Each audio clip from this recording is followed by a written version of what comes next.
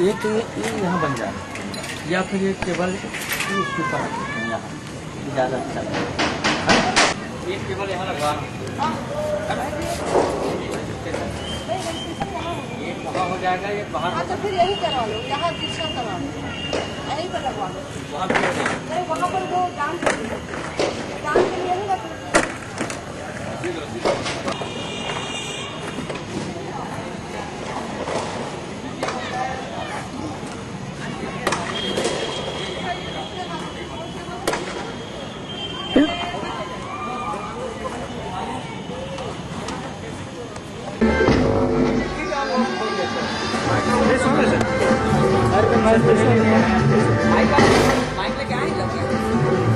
जल्दी में भागूं भैया प्रोजेक्टर वाले कोने, प्रोजेक्टर वाले लगा हुआ चालू। बंद कर दे, आवाज तो बढ़ाया था सर, रुको तो चलो हम लोग लगा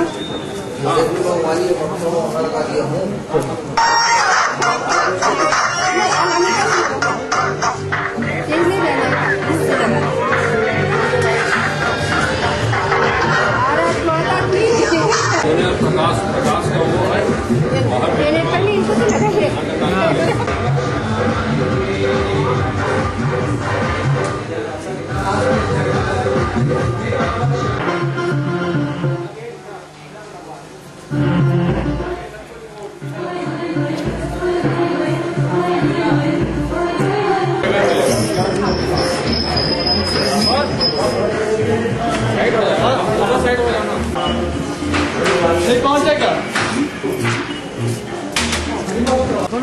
टेप है ना, वो दरवाजे के पीछे रखा हूँ मैं। हमारे बच्चे 2-3 और देखते हैं आए, बच्चे सारी थी और आते सुनते कोई टेस्ट है, फिर भी मैं बोली कि इनका प्रोग्राम तो सुनने को नहीं मिलेगा। टेस्ट सब चलता है।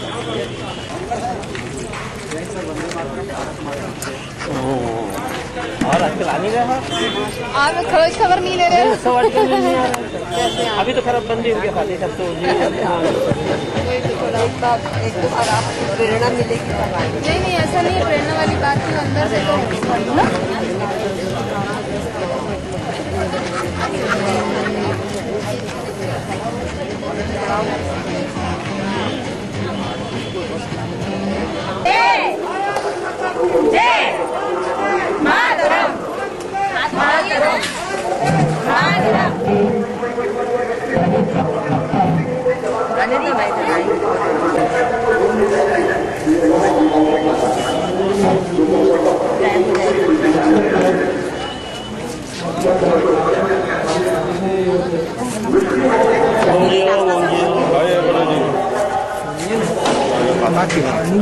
अरे नहीं है, कोई बात नहीं है।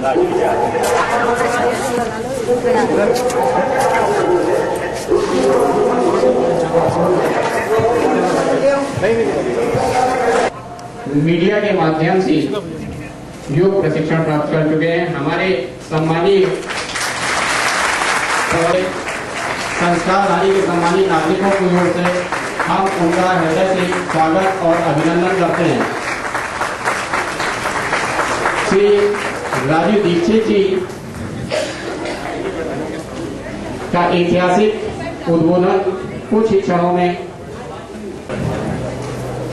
दीप प्रज्वलन के लिए हमारा अनुरोध श्री बजरंग केडिया जी, श्री पवन गौतम जी, श्री राजकुमार अग्रवाल जी, श्री गिरधर शर्मा जी, श्री सुरेश सिंह जी, श्री जितेंद्र गोयल जी, श्री राम स्नेही शर्मा जी श्री संजय अग्रवाल जी, श्री दया सागर जी, श्री जय बहन जी, श्री रवि स्वर्णिका जी से भी हमारा अनुरोध। इधर से आ जाइए, इधर से आ जाइए।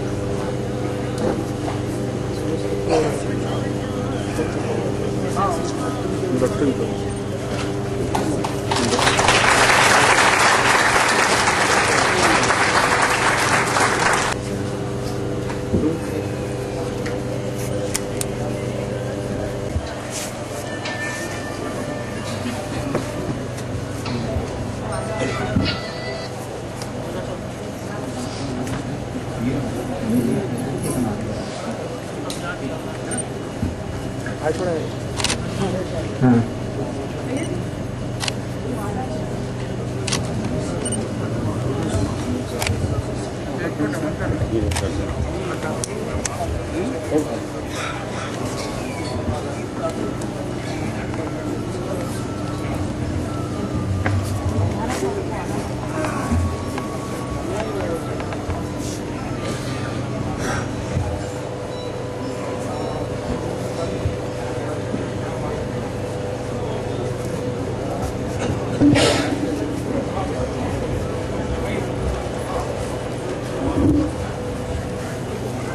ओम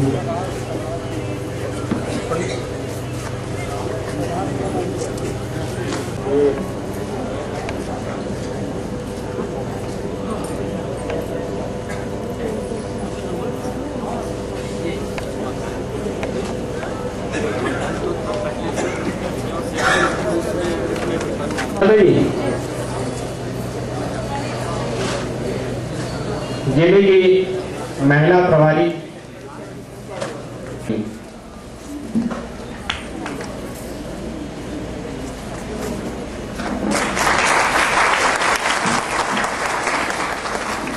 मंडल प्रभारी श्री स्वागत की इस श्री राजीव दीक्षित जी के उद्बोधन का वह यहाँ पहुंच चुके हैं और यथाशीघ्र वह आपके पास में मंच पर आपसे बात करेंगे। स्वामी जी का एक वाक्य, राष्ट्र धर्म से बड़ा कोई धर्म नहीं, राष्ट्र हित से, राष्ट्र देव से बड़ा कोई देव नहीं, राष्ट्र हित सर्वोपरि है। हर समय, हर सांस में, हर सोच में राष्ट्र का चिंतन, और यही उनकी जनता से अपेक्षा है कि वह हर समय राष्ट्र के विषय में सोचें। राष्ट्र के विषय में हम क्या हम करें। केंद्रीय प्रभारी श्री संजय अग्रवाल जी से हमारा अनुरोध कि वह दीक्षित जी को मंच पर। बोलिए भारत माता की, भारत माता की, वंदे वंदे। बिलासपुर के बिलासा के इस पावन धरती पर परम श्रद्धेय राजू भाई, जो पूरे देश में भारत क्या था और आज भारत क्या हो गया है, और यदि हम इसी प्रकार से सोते रहे, जाग कर भी आंख बंद किए रहे, तो भारत की दुर्दशा और कितनी बिगड़ सकती है। इन सबकी चेतावनी आपको देकर के, आपके अंदर के स्वाभिमान को जगा करके, और एक नए भारत का निर्माण आप सबके माध्यम से कैसे हो, और आपके अंदर के स्वाभिमान को जगाने के लिए न दिन का चैन न रात का चैन, सिर्फ अनवरत चलते रहना जिनकी नियति है, ऐसे हमारे परम ओजस्वी वक्ता आदरणीय राजू भाई जी यहाँ पर उपस्थित हो चुके हैं। और यही संख्या अमूमन बाहर भी बैठ करके राजू भाई को सुनना चाह रही है। तो मैं आपके बीच में और राजीव भाई के बीच में कोई व्यवधान न बनता होगा, बड़े ही सादर और सम्मान के साथ में आमंत्रित करता हूँ परम श्रद्धेय राजू भाई जी को। हो आज की सभा में उपस्थित बिलासपुर नगर के सभी सम्माननीय नागरिक बंधुओं, मंच पर आसीन आज की सभा में सभी बहनों, मैं आप सबका बहुत आभार व्यक्त करता हूं कि आप यहाँ उपस्थित हैं और मुझे आपसे संवाद करने का समय मिल रहा है।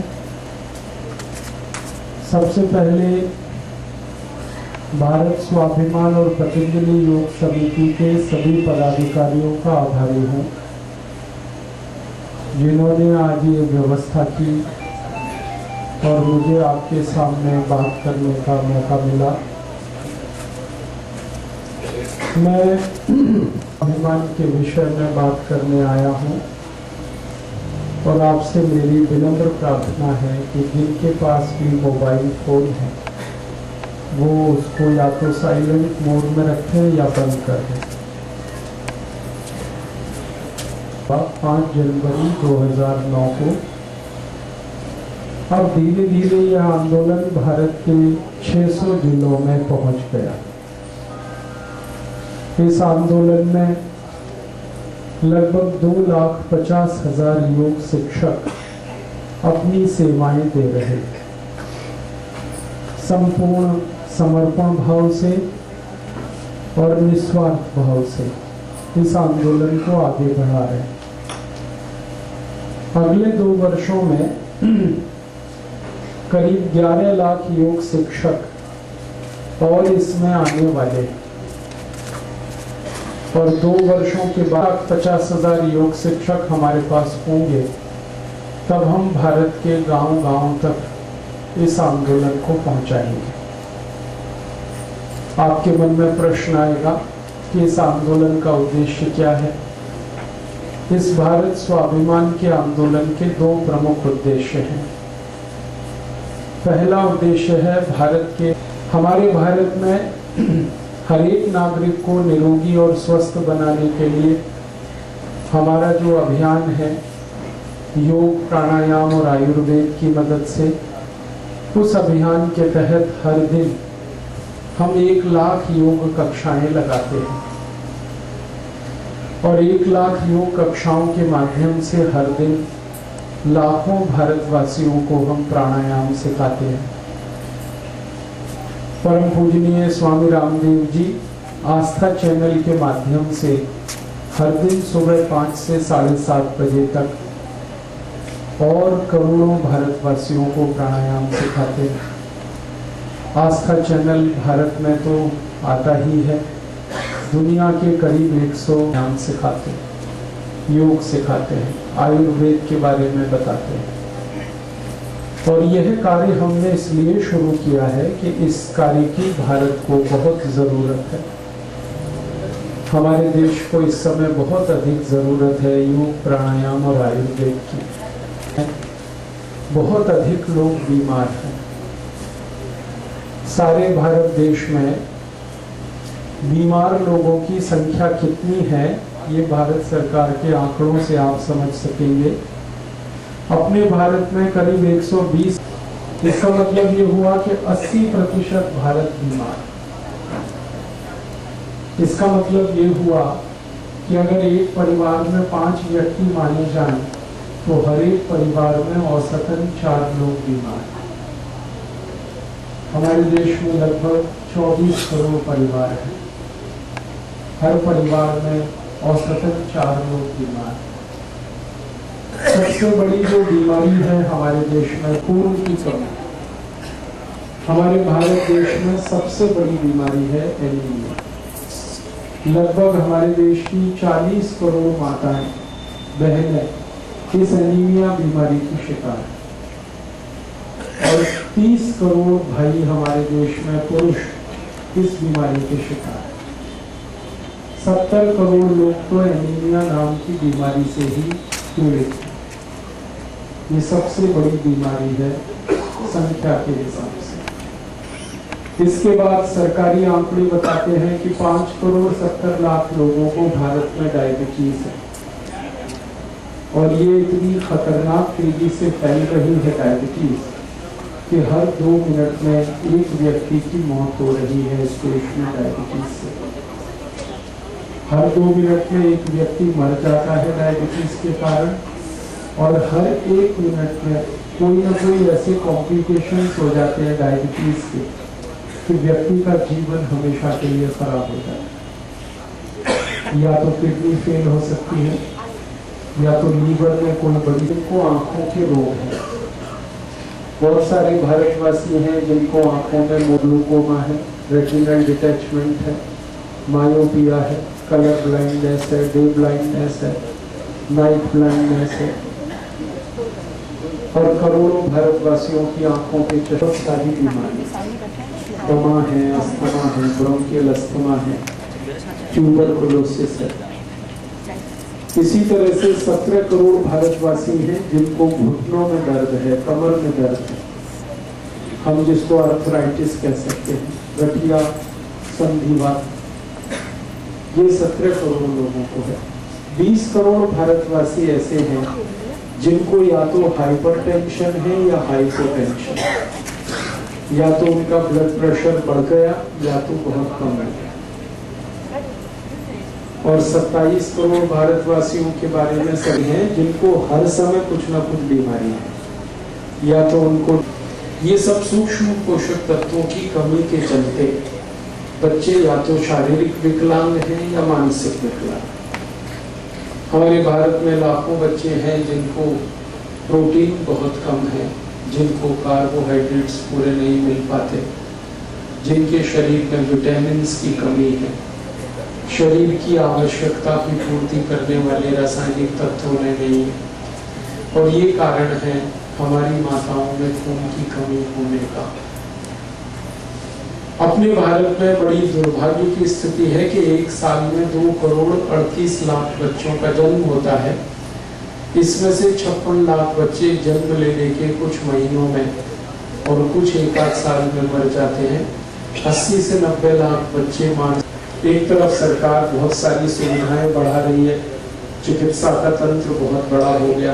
मैं आपको कुछ पुराने आंकड़ों के हिसाब से करूं तो आपको अंदाजा तुरंत लगेगा। जैसे हम 1951 में इस देश में दवाएं बहुत कम बनाते थे, हमारे भारत में दवाएं बहुत कम बनती थी। दवा बनाने वाली मुश्किल से 10-12 कंपनियां होती थी। आज भारत में दवा बनाने वाली कंपनियों की संख्या सेंडोज है, हेक्स है, पार्थेविस है, जर्मन रेमेडीज है, एली लिली है, रेनबैक्सी है, कैडिला है, सिप्ला है, टोरेंट है, ऐसी 24,000 कंपनियां हैं। इसमें अब 84,000 दवाएं बन रही हैं। तो दवाओं की कोई कमी नहीं है इस देश में। फिर बीमार गंभीर प्रश्न। और एक बात कहूँ आपसे, जब 1951 में हमारी जनगणना शुरू हुई थी तब पता चला था कि भारत में हॉस्पिटल्स बहुत कम थे उस समय। गिने चुने उंगलियों पर 15-20 हॉस्पिटल हुआ करते थे पूरे देश में। आज भारत में 36,000 हॉस्पिटल्स सरकारी स्लाइड है। उस ग्रुप की मैक्सिमम मेडिसिन हमारे बच्चों को दी जाती है। और जब हमने रिसर्च किया तो पता चला कि ये लिमोसुलाइड मेडिसिन दुनिया के 100 से ज्यादा देशों में 20 साल पहले बैन हो चुकी है।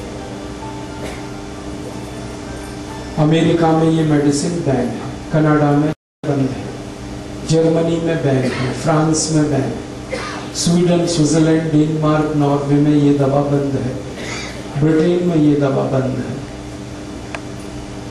दुनिया के सबसे अमीर जो और विकसित देश माने जाते हैं वहां तो सब जगह बंद है ही, और दुनिया में जो कम अमीर और कम विकसित माने जाते हैं वहां भी बंद है। कारण बहुत साइड इफेक्ट्स हैं इस दवा के। हजारों बच्चे दुनिया में इस लिमोसुलाइड दवा को खाने के बाद अंधे हो गए। स्थिति में ये दवा खाएंगे तो आपको आंतों में घाव हो जाएगा, इंटेस्टाइन में घाव, अल्सर जिसको हम कहते हैं। और वो जल्दी आपने घाव नहीं भर पाया तो वो कैंसर में भी बदल सकता है। इसलिए दुनिया भर के डॉक्टर सब क्विलोक्विनोल का प्रिस्क्रिप्शन बंद कर चुके हैं। ऐसे ही 2 मेडिसिन है, मैक्साफॉर्म और एंट्रोबायोफॉर्म, ये दुनिया भर में बंद हो चुकी हैं 25-30 साल पहले। कई देशों में तो 40 साल पहले बंद है, लेकिन भारत में तो धड़ल्ले से बिक रही है। और दुर्भाग्य से ऐसी भारत में 83,650 दवाएं बिक रही। मैंने तो 2-3 के ही नाम लिए क्योंकि समय की बहुत कमी है, ज्यादा देर में इसमें बात नहीं कर पाऊंगा। लेकिन आपको मैं कहना चाहता हूं कि इतना बड़ा घोटाला हमारे देश में चिकित्सा के क्षेत्र में चल रहा है कि जो जहरीली दवाएं हैं, बेकार की दवाएं हैं, जिनकी हमें कोई जरूरत नहीं है, वो हमें खिलाई जा रही है।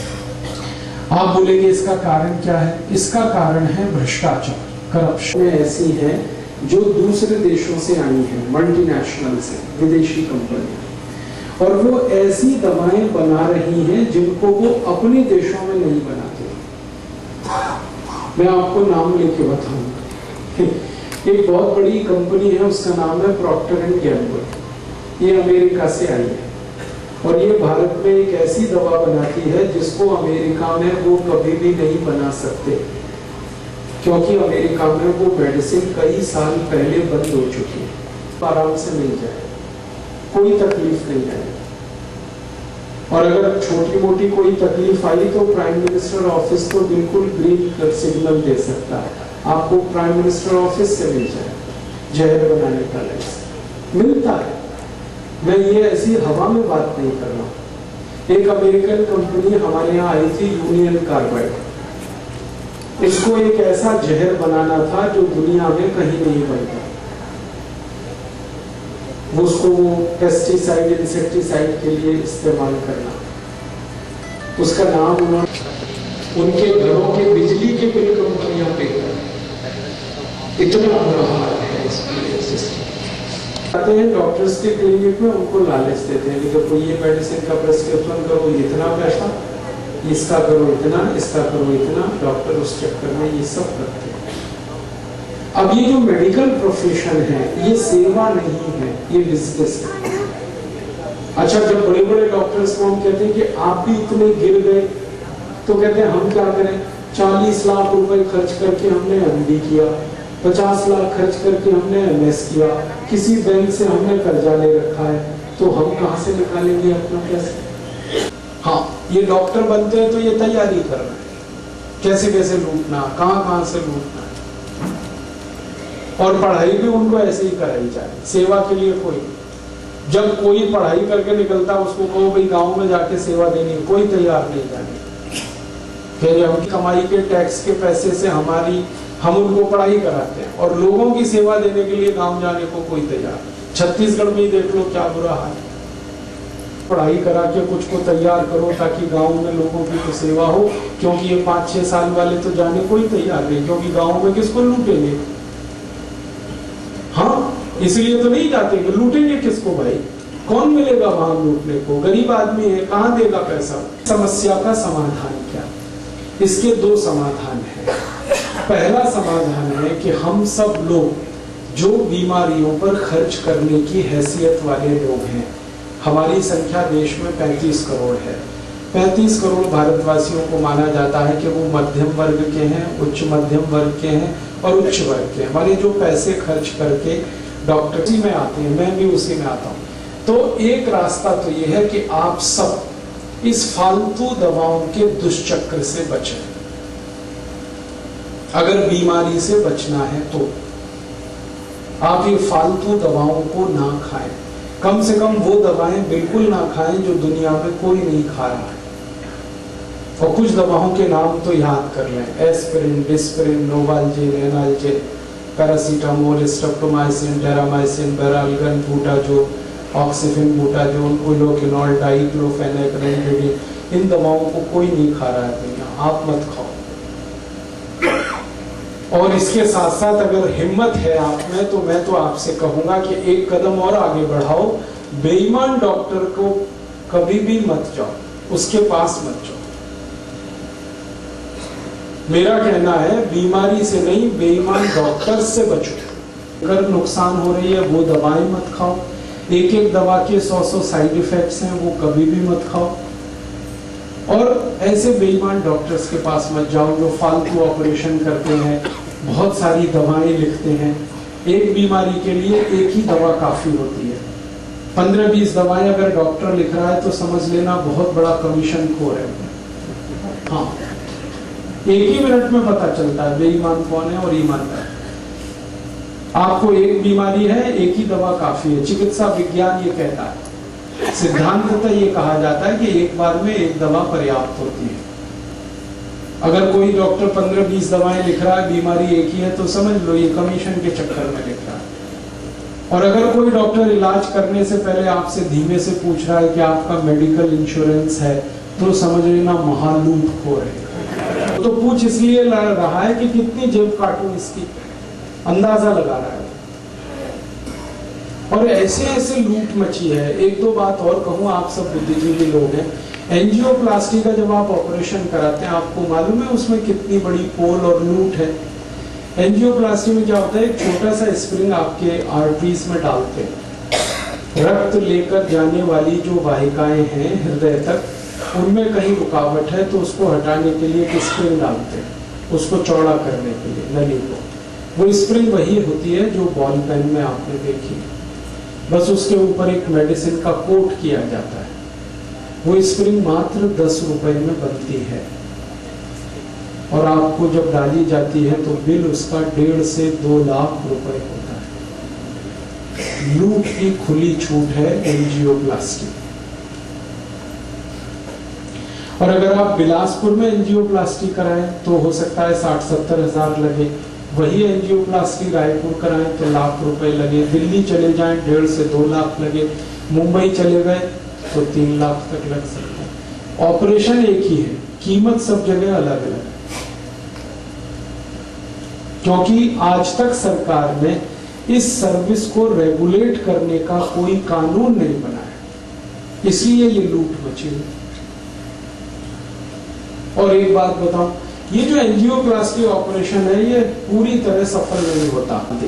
अब जहां से जहां तक स्प्रिंग है वहां तो ब्लड का फ्लो अच्छा है, लेकिन स्प्रिंग के आगे और पीछे फिर ब्लॉकेज हो जाएगा, तब क्या करोगे?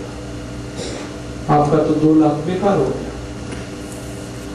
अगर आपके ब्लड में ब्लॉकेज करने की टेंडेंसी है तो कितना भी एंजियोप्लास्टी करो सब बेकार, तब तक आपका कोई ऑपरेशन कामयाब नहीं।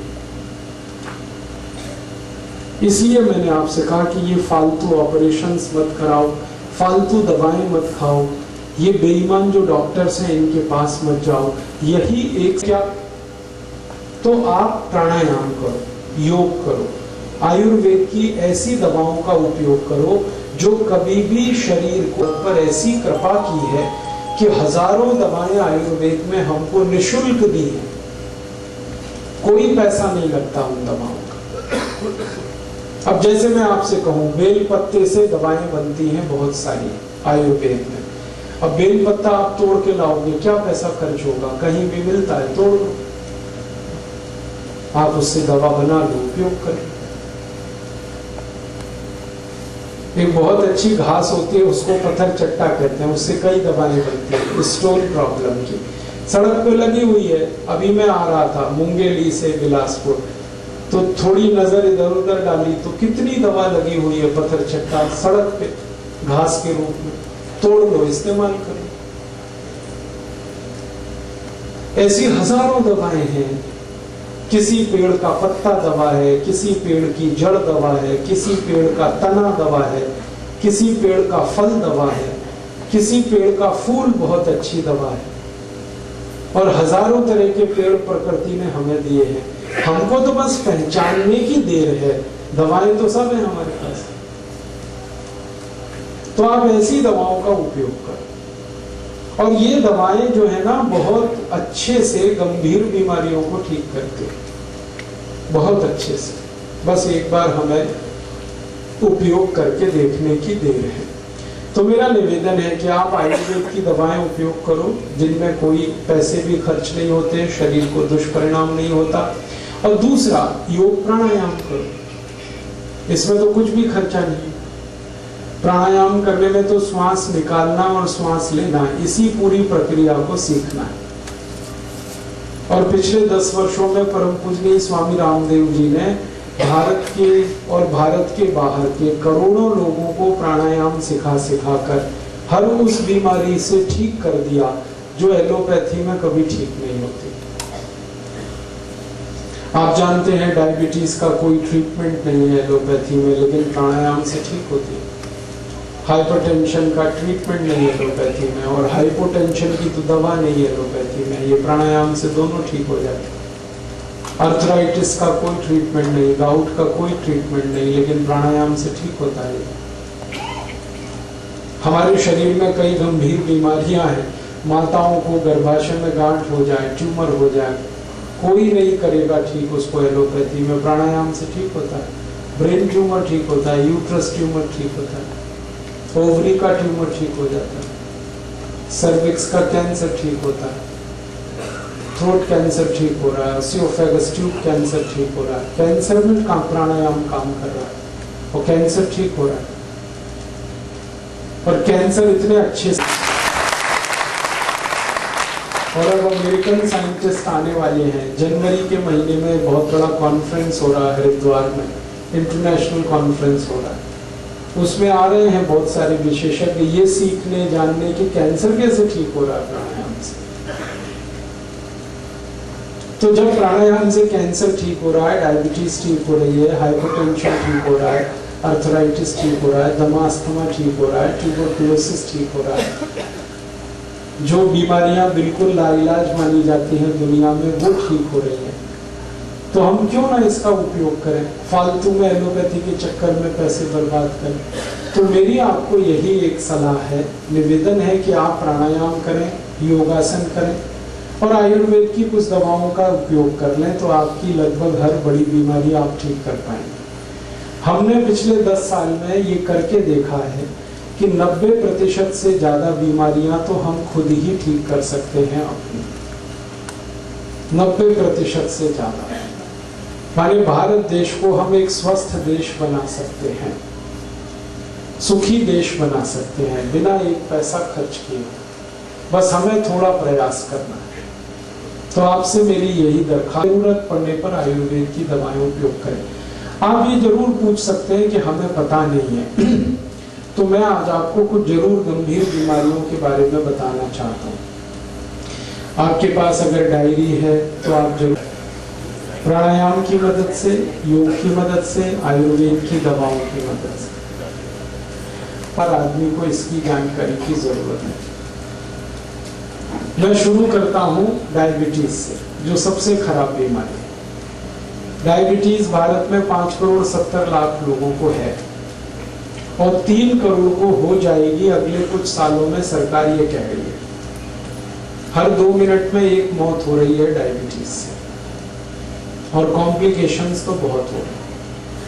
किसी की किडनी खराब हो रही है, किसी का लीवर खराब हो रहा है, किसी को ब्रेन हेमरेज हो रहा है, किसी को पैरालिसिस हो रहा है, किसी को ब्रेन स्ट्रोक आ रहा है, किसी को कार्डियक अरेस्ट हो रहा है, किसी को हार्ट अटैक आ रहा है।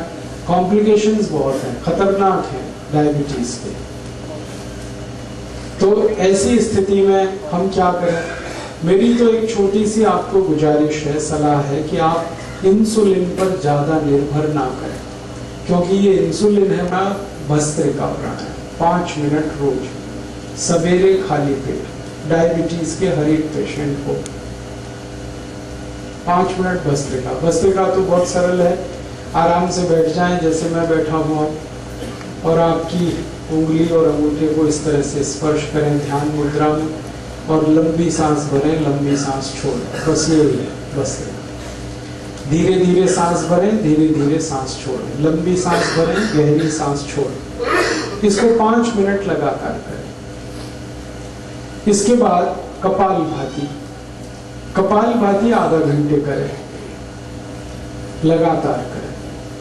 कपालभाति में क्या है? झटके के साथ और ताकत से सांस को बाहर निकालना है, और सांस के निकालने पे ध्यान देना है, लेने पे ज्यादा परेशानी आपको नहीं करनी। लेने का काम तो शरीर खुद कर लेगा, निकालने का ध्यान रखना है। झटके से सांस निकालनी है, ताकत से निकालनी, और जब सांस निकालेंगे तो पेट अंदर जाएगा, बस सीधी सी बात। एक बार मैं आपको दिखाता हूं, आपको तुरंत समझ में आ जाएगा।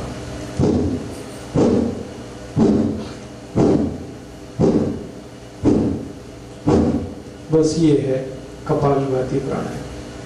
आधा घंटे लगातार करें।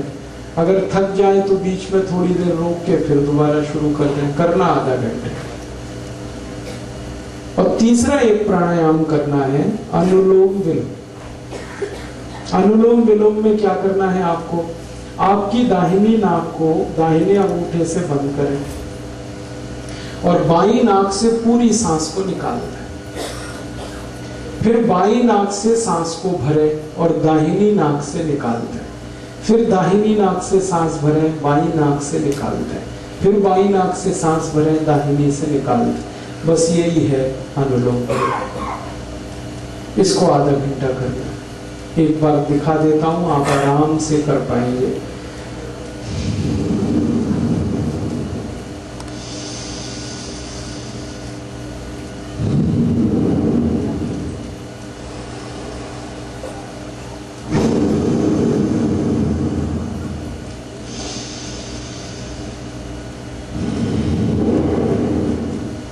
बस आधा घंटे ये कर दें अनुलोम विलोम, आधा घंटे कपालभाति, 5 मिनट भस्त्रिका। ये बहुत अच्छा ट्रीटमेंट है डायबिटीज के लिए। और इसके साथ आप चाहें तो आयुर्वेद की एक दवा जरूर ले लें। हमारे पतंजलि चिकित्सा केंद्र में तो मधुनाशिनी वटी एक आयुर्वेदिक दवा है जो डायबिटीज के लिए है, वो मिलती है। लेकिन आप चाहें तो अपने घर में भी बना सकते। 100 ग्राम मेथी का दाना ले लें और इसको धूप में सुखाकर पत्थर पे पीस के इसका पाउडर बना लें। 100 ग्राम तेज पत्ता ले लें। इसको 100 ग्राम जामुन की गुठली ले लें, जामुन का बीज। इसको धूप में सुखाकर इसको पीसकर इसका पाउडर बना लें। और 250 ग्राम बेल पत्र के पत्ते ले लें। इसको धूप में सुखाकर इसको पीसकर इसका भी पाउडर बना लें। तो 250 ग्राम बेल पत्र के पत्ते, उसको सुखाकर पीस के पाउडर बनाना। 150 ग्राम जामुन का बीज या जामुन की गुठली, उसको सुखाकर पीसकर पाउडर बनाना। 100 ग्राम मेथी का दाना और 100 ग्राम तेज पत्ता, ये चारों को पीस लिया, पाउडर बन गया।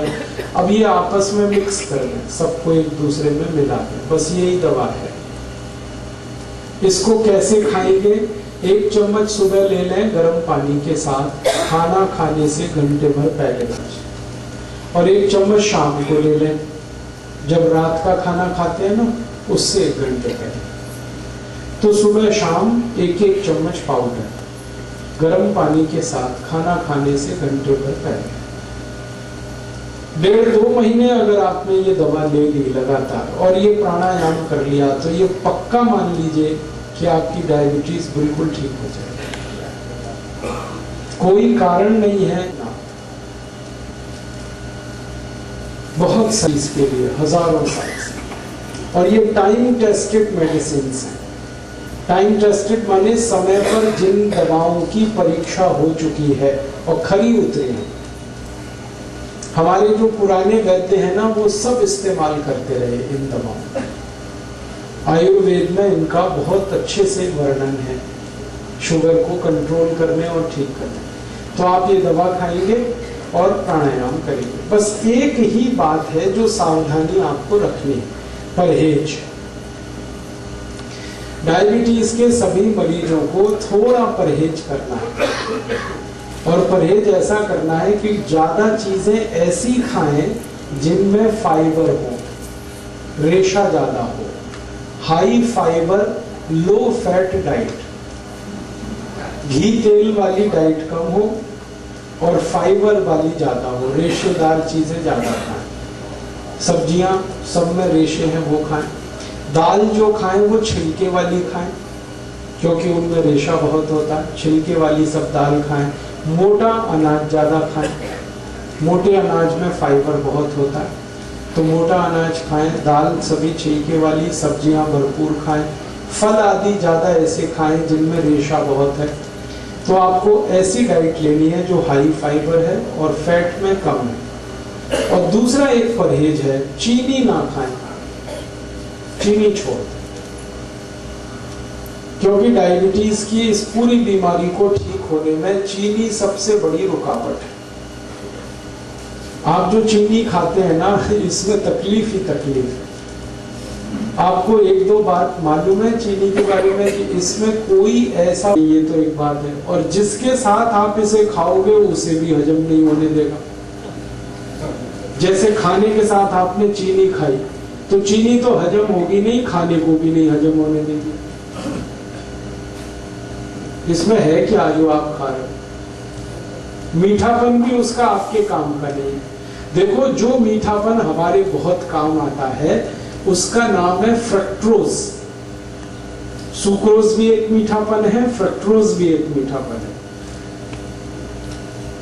फ्रक्टोज जो है ना वो काम आता है अपने शरीर को। फ्रक्टोज किस में होता है?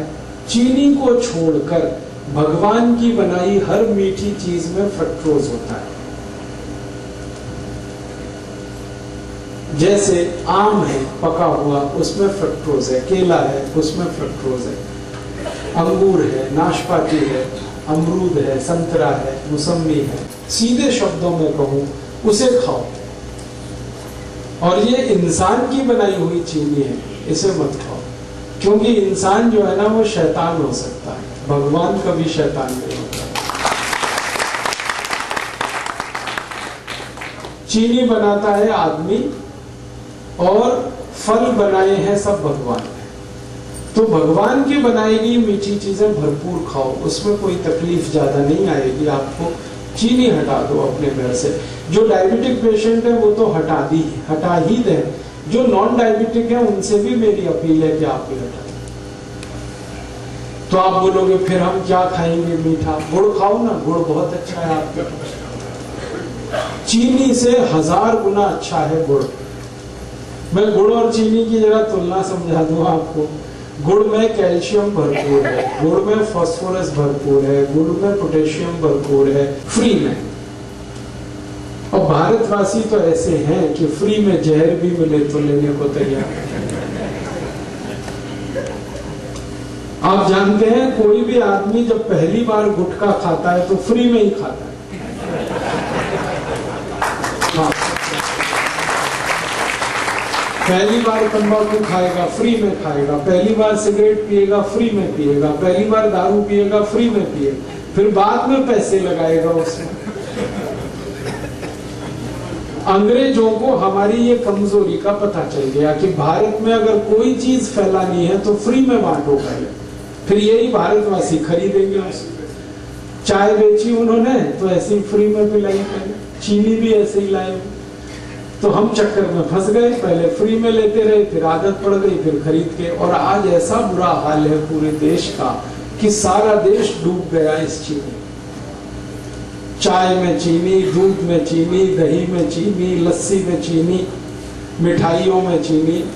कई अद्भुत लोग तो ऐसे हैं जो दाल में भी चीनी डाल के खाते हैं। हाँ, बिना चीनी की दाल भी नहीं खाते, सब्जियों में चीनी डाल लेते। भला करे भगवान इन सबका जल्दी इनको बुद्धि आए, ये चीनी से मुक्त हो जाए। और मैं आपको एक गहरी बात कह रहा हूं कि अंग्रेजों ने यहाँ तो चीनी में डबो दिया, फंसा दिया हमको, और उनके अपने देश में वो सब चीजें शुगर फ्री बना रहे हैं आज तक। आप इंग्लैंड में जाओ, लंदन में बड़े डिपार्टमेंटल स्टोर्स में हर मिठाई शुगर फ्री मिल जाएगी। आप शुगर फ्री केक बन रहे हैं, शुगर फ्री चॉकलेट्स बन रही हैं, शुगर फ्री पेस्ट्रीज बन रही हैं। जो उनकी मिठाइयां हैं वो यही हैं, चॉकलेट, पेस्ट्री वगैरह वगैरह, वो सब शुगर फ्री बना रहे हैं और खा रहे हैं, खिला रहे हैं, और महंगी बिक रही है। फिर 120 किलो। ये सारा दुष्परिणाम चीनी का है। और चीनी से भी ज्यादा खतरनाक एक चीज इन्होंने बनाई थी, सैकरीन। पहले ये जागृति इतनी ज्यादा आ गई है, डॉक्टर्स लगे हैं, बड़े बड़े हेल्थ एक्सपर्ट्स इसमें लगे हैं, स्कूल में जा जाके बच्चों को कह रहे हैं शुगर फ्री खाओ कोई भी चीज। तो बच्चों ने वहां पेप्सी बंद किया है, कोका कोला बंद किया है, पेस्ट्रीज खा रहे हैं तो वो शुगर फ्री खा रहे हैं, चॉकलेट खा रहे हैं तो शुगर फ्री, और उन्हीं की बिक्री बढ़ रही है। तो वहां जागरूकता आ गई और वो समझ गए, और उन्होंने देखा कि उनके मोटापे का कारण चीनी है, उनके हाई ब्लड प्रेशर का कारण चीनी है, उनके देश में डायबिटीज का कारण चीनी है, ब्रेन स्ट्रोक का कारण चीनी है। अब तक जो रिसर्चेज हुई है वो बताती है कि चीनी 103 बीमारियों का कारण है, 103 डिसीज, खाली चीनी से आती है, तो वो मना कर रहे हैं कि मत खाओ। और अच्छे से उनके यहाँ ये बात चल पड़ी है। सांसद शुगर लॉबी के हैं और इन्होंने कंट्रोल कर रखा है पूरे देश की पॉलिटिक्स को। प्राइम मिनिस्टर कोई बने, चलती ही नहीं की, और हर पार्टी में घुसे हो। और ये एक भी ऐसा कानून नहीं बनने देते जो चीनी के खिलाफ जाए। आपको मालूम है गन्ना सबसे सस्ता खरीदा जाता है इस देश में, और चीनी सबसे महंगी बिकती है इस देश में। ये क्या चक्कर है भाई? लूट रहे हैं ये सारे देश। गन्ना किसानों को 3-3 साल पेमेंट नहीं करते ये चीनी मिल वाले। किसान बेचारे तड़पते, परेशान होते, चक्कर काटते रहते, और पेमेंट होता है तो भी सबसे कम कीमत लगा, और चीनी सबसे महंगी कीमत पर बेचती है। बीच का सारा पैसा लूट के ये अपनी खराब राजनीति को और देश के ऊपर गलत कानूनों को थोपते रहते हैं। तो अगर आप चाहते हैं कि ये देश करप्शन फ्री हो और इस देश के भ्रष्ट नेताओं को हम किनारे करने में, खाना खाएंगे उसको हजम होने में, डाइजेस्ट होने में सामान्य रूप से 6 घंटे लगते हैं। लेकिन अगर आपने गुड़ खा लिया तो 4 घंटे में ही वो खाना आपका पचेगा। ये गुड़ पर हमारे आयुर्वेद की सबसे बड़ी रिसर्च है। तो आप खाने के बाद गुड़ जरूर खाएं, खाना जल्दी पचेगा। और इसका उल्टा है, अगर आपने खाने के बाद थोड़ी चीनी खाई तो ये खाना तो पचेगा नहीं कम से कम 8 घंटे तक, और वो चीनी को पचाने में पूरा खाना बर्बाद हो जाएगा, लेकिन चीनी पचेगी नहीं। चीनी में एक केमिकल जो हमेशा याद रखी खा रहे हैं, तो वो आपके शरीर में जा रहे हैं। और ये जो गंधक है सल्फर, ये चली तो जाती है शरीर में चीनी के साथ, लेकिन निकलती नहीं बाहर। हमारे शरीर की ऐसी व्यवस्था है जिसमें कोई गंदगी, कोई कचरा गया तो या तो यूरिन के साथ निकल जाएगा, पेशाब के साथ, नहीं तो स्टूल के साथ, मल के साथ, नहीं तो पसीने के साथ निकल जाएगा, कभी जरूरत हुई तो बलगम के साथ निकल जाएगा। भगवान ने व्यवस्था बना दी। लेकिन चीनी का जो सल्फर है ये नहीं निकलता, ये जमा होता रहता है, रक्त में जमा होता है, खून में जमा होता है। और एक लिमिट जब ये क्रॉस कर जाती, भारत से गए तो चीनी भी उनके साथ हम भेज देते, सारी चीनी मिलें उठा के वो ले जाते यहाँ से, क्योंकि इसमें कबाड़ और कचरा है और कुछ है नहीं, तो देश का भला हो जाता। वापस हम फिर गुड़ खाने लगते, गुड़ बनाने लगते, लेकिन वो नहीं हुआ। अंग्रेजों को भगा दिया, चीनी को रख लिया, और आप स्वस्थ बनेंगे, निरोग बनेंगे, ये मैं आपको गारंटी दे रहा हूँ। आप चीनी छोड़ के आज से शुरू करके देखिए, 15 दिन में वेट कर लीजिए अपना, आपको आश्चर्य लगेगा कि आपका वजन कम हो रहा है। 15 दिन में कितना भी वेट आपका बढ़ा है, चीनी छोड़ के देखिए सब वजन कम हो जाए। तोंद बाहर निकली है, पेट बाहर निकला है, चीनी छोड़ के देखिए पेट अंदर चला जाए। घुटने का दर्द है, कमर का दर्द है, कंधे का दर्द है, सब में आराम हो जाए। नींद अच्छी नहीं, छोड़ के देखिए कम हो जाए। माइग्रेन आपका जो है ना बहुत तकलीफ दे रहा है, चीनी छोड़ के देखिए खत्म हो। एक चीनी छोड़ते ही बहुत तरह के रिलीफ होना शुरू होते हैं, और आप सबसे बड़ा रिलीफ ये पाएंगे कि आपको शरीर हल्का लगेगा हर तरह से। छोड़ के देखिए, हमने हजारों की छुड़वाई और सब एक ही बात कहते हैं, वजन कम हो गया, पहले से अच्छी नींद आ रही है, घुटने का दर्द कम हो गया, कमर का दर्द कम हो गया, कई तरह की सर्दी, जुकाम, तरह तरह की स्नोफीलिया, साइनस जैसी बीमारियों में रिलीफ आया, क्योंकि खून शुद्ध होने लगा ना, तो सब ठीक ही होने वाला है। तो आप इसको करिए और दूसरों को भी बताइए, और आप इस काम को थोड़ा गंभीरता से कर पाए तो आप स्वस्थ होने के रास्ते पर आगे बढ़ जाएंगे, बीमारियां बहुत कम हो जाएंगी। तो डायबिटीज के बहाने मैंने आपसे ये बात कही, थोड़ा जल्दी जल्दी 2-3 बातें और कह दूं। सबकी बात हुई, हाई ब्लड प्रेशर आपको है तो आप तीनों प्राणायाम करिए, भस्त्रिका 5 मिनट, कपालभाति आधा घंटा, अनुलोम विलोम आधा घंटा, और हर दिन थोड़ी कुछ आयुर्वेदिक दवाएं ले लीजिए जो घर में ही है। जैसे बहुत अच्छी दवा आपके घर में है दालचीनी, दालचीनी मसाले के रूप में आप यूज करते हैं, वो आप खाइए। आधा चम्मच शहद, आधा चम्मच दालचीनी गर्म पानी के साथ। बहुत अच्छी दवा है। इन दोनों में से कोई एक, या तो वो या तो ये। दूसरी, आधा चम्मच लीजिए, 1 गिलास गर्म पानी में रात को भिगा दीजिए, रात भर पड़ा रहने दीजिए उसको पानी में। सवेरे उठकर पानी को पी लीजिए और मेथी दाने को चबा के खा लीजिए। ये बहुत जल्दी आपका हाई बीपी ठीक करेगा। 1.5 से 2 महीने में बिल्कुल नॉर्मल कर देगा। और एक तीसरी दवा है हाई बीपी के लिए, अर्जुन की छाल। अर्जुन एक वृक्ष होता है, कहीं भी मिलता है, छत्तीसगढ़ में तो शायद हर जिले हर गांव में मिल जाता है। ये वृक्ष का 25-30 रुपए किलो में मिलेगी, बहुत सस्ती। इस अर्जुन की छाल को धूप में सुखा के पत्थर में पीस के बना लीजिए इसका पाउडर। आधा चम्मच पाउडर आधा गिलास गर्म पानी मिला के ले लीजिए। बहुत अच्छा होगा कि आधा चम्मच अर्जुन छाल पाउडर को आधा गिलास गर्म पानी में अर्जुन की छाल। और एक अच्छी दवा है अपने घर में, उसका नाम है लौकी का रस। 1 कप 5 पुदीना पत्ता, 5 तुलसी पत्ता मिला के 3-4 काली मिर्च पीस के ये सब डाल के पीना, बहुत अच्छे से आपका बीपी ठीक करेगा। और ये हृदय को भी बहुत व्यवस्थित कर देता है। परम पूजनीय स्वामी रामदेव जी ने पिछले 10 वर्षों में करोड़ों भारतवासियों को लौकी का रस पिलाया और गंभीर रोग ठीक हुए उनके। डायबिटीज ठीक हुई, हाई बीपी ठीक हुआ। आज स्थिति ये है कि जो लौकी कभी 2 रुपए किलो बिका करती थी, अब वो 20 रुपए किलो हो गई, क्योंकि डिमांड बढ़ी ना, तो कीमत बढ़ गई। हमें इसका कोई अफसोस नहीं। अगर थोड़ी कीमत भी बढ़ी तो फायदा किसी किसान को ही मिल रहा है। आप चाहें तो लौकी को अपने घर में भी लगा सकते हैं। थोड़ी भी कच्ची जमीन है, लौकी आराम से होती है। और लौकी के बारे में कहा जाता है कि खराब से खराब जमीन पे लौकी की बेल फैला दीजिए तो नीचे का तापमान कम हो जाएगा, अंदर का। लौकी तो मिलेगी फ्रेश, घर के अंदर का तापमान कम हो जाए, करके देखा मैंने। और इसमें कम से कम 3 से के भी पास है, 10 फीट लंबी 10 फीट चौड़ी।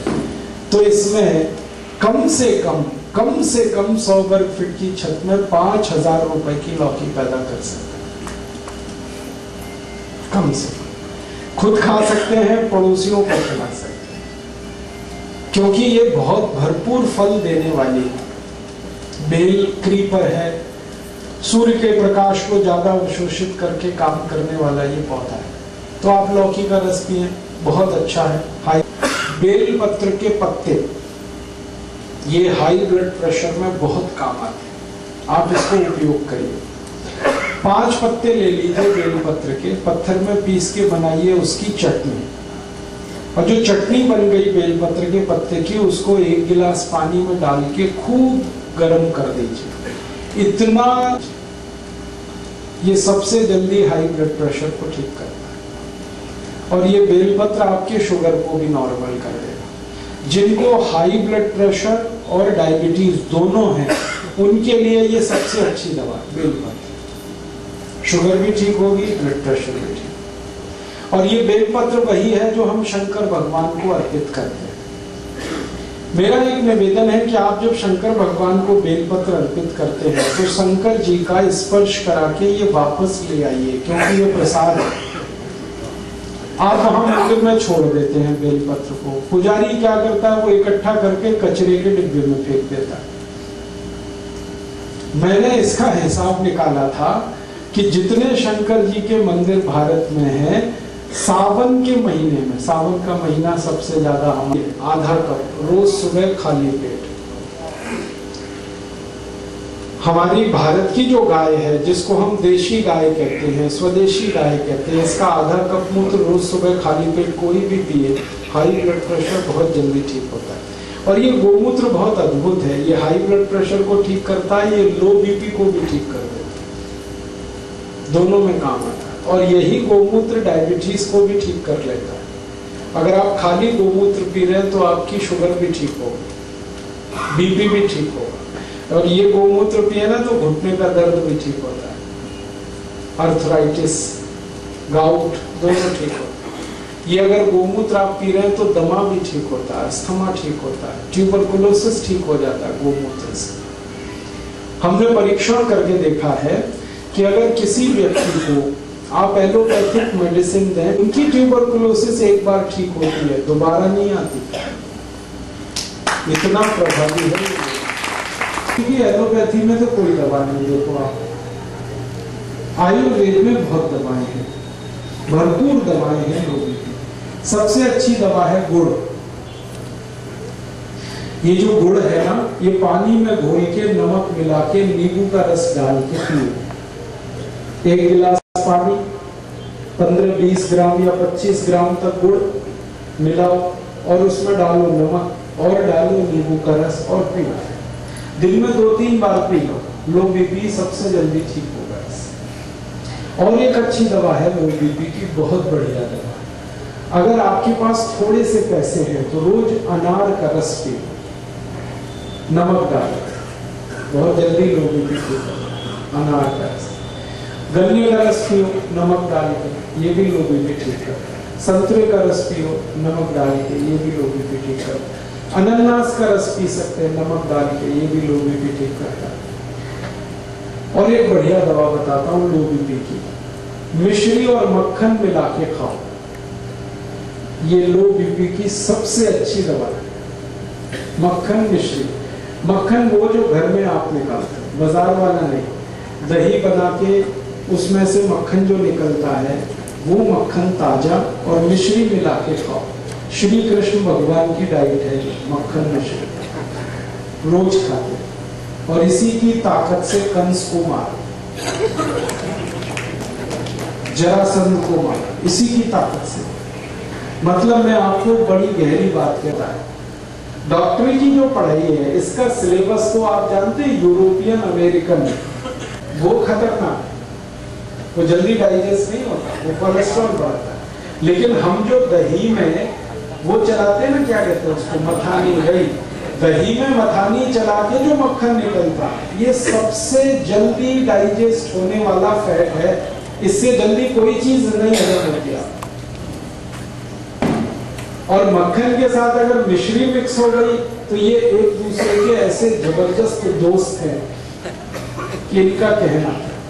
मेरा तो आप सभी को निवेदन है कि आपके घर के छोटे लो बीपी में इतने अच्छे इलाके पियो। 1 गिलास दूध, 1 चम्मच घी, और घी ये गाय वाला, ना मिले तो भैंस वाला भी चलेगा, लेकिन अच्छा गाय वाला, और गाय वही जो देशी। 1 चम्मच घी, 1 गिलास दूध, रोज रात को पी के सो जाओ। है नमक का पानी पियो, पानी में नमक डाल के पीते हो।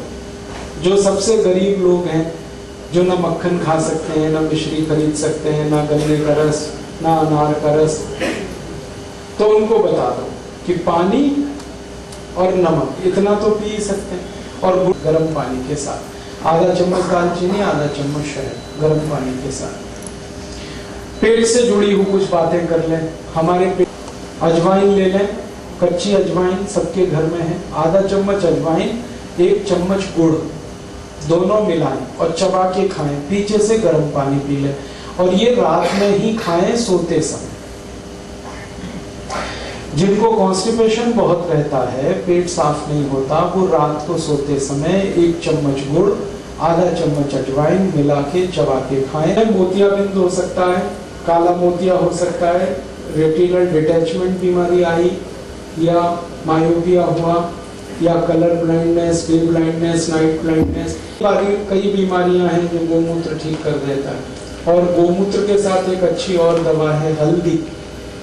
गले का इन्फेक्शन है, हल्दी इस्तेमाल कर शुरू होता है, उसके सारे कॉम्प्लिकेशन चूने से ठीक होते हैं। अक्सर हमारी माताओं को बढ़ती हुई उम्र में ऑस्टियोपोरोसिस, किसी बीमारी के लिए जाना ही नहीं पड़ेगा किसी डॉक्टर के पास, और दवाएं वही जो अपने आसपास हैं। रसोई में जो दवाएं हैं, रसोई के नजदीक में जो हमारा किचन गार्डन नहीं कर, बल्कि गरीबी और बढ़ी। और हैरान करने वाली बात यह है कि भारत की सरकारों ने 12 पंचवार्षिक योजनाएं इस देश में लगाई गरीबी हटाने के लिए। वासियों को जोड़ लेना है और तब इन बेईमानों से लड़ाई शुरू करनी। भारत माता की जय, भारत माता की जय, वंदे मातरम, वंदे मातरम, वंदे मातरम। धन्यवाद।